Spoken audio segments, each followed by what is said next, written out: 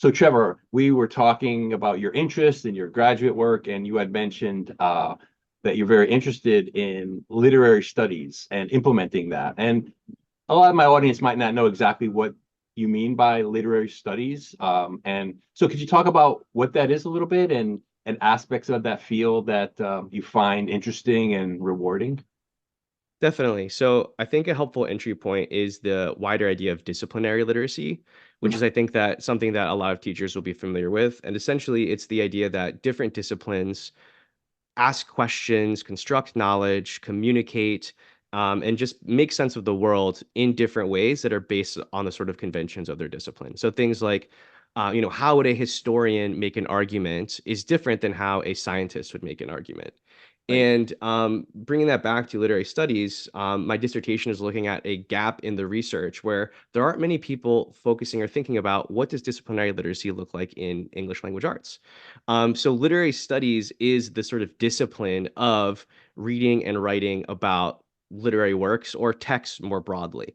And one of the reasons that I'm interested in it is, for me, it's taking the work that happens in most English language arts classes, which is, the reading of books, poems, short stories, ideally also other mediums and modes as well, and then having students interpret, analyze, and discuss them. So that's something that I think is like, the bread and butter of any English teacher across the country. Right. And the benefit of thinking about the idea of literary studies instead of like a discrete scale of literary analysis is literary studies presents that work that we do in the classroom as being connected to communities and groups and professions outside of the classroom. And part of that work involves having students not just see, okay, here, let's read a book and write and talk about it. And, either A, selling them on like the cultural capital that comes with knowing the canon, or B, selling them on this idea that this book is cool and fun and, resembles them and their experiences in some way. It's instead framing that work as connected to this field of people who are actually in the world doing literary criticism or doing cultural criticism or thinking and writing and creating in relation to the stories that other people tell. And one of the benefits of that is, anecdotally, and what's showing up in the research is students find that framing really engaging because it helps them feel as though they are, and in cases when it's framed correctly, they truly are engaging in meaningful work that puts them into conversations with authors, with critics, with creators throughout history, right? Right. They are joining this long conversation about what does it mean to be a human in the world? What does it mean to move through society based on who you are and where you come from in different ways? They're joining that conversation and they're being given the tools of the discipline in order to come up with those sort of answers themselves and make sense and make meaning of their lives. And I think that for me is the part that I find most intriguing or rewarding is it's not just helping kids love reading and writing, but it's helping kids see that there's a community of people out there, or communities plural of people, who are interested in asking some of the biggest, messiest, hairiest questions that have haunted humanity for a very long time.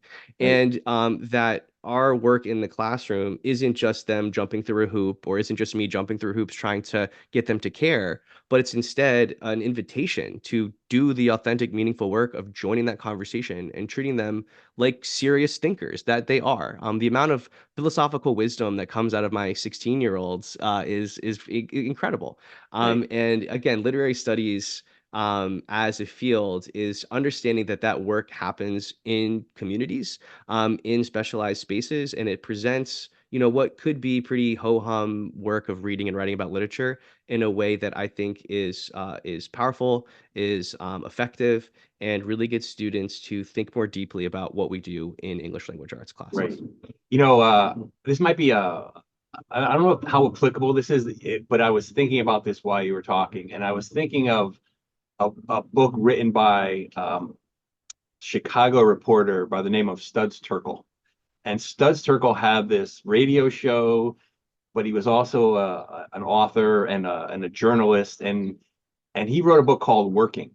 And the book is about interviewing hundreds of people who do all types of things about their jobs and what they find satisfying about their jobs, what they don't like about their jobs. And it just reminded me of like, it was such a great way to understand working people work through the lens of hundreds of people who do diverse things, and getting a sense of what they do and what they think about their work.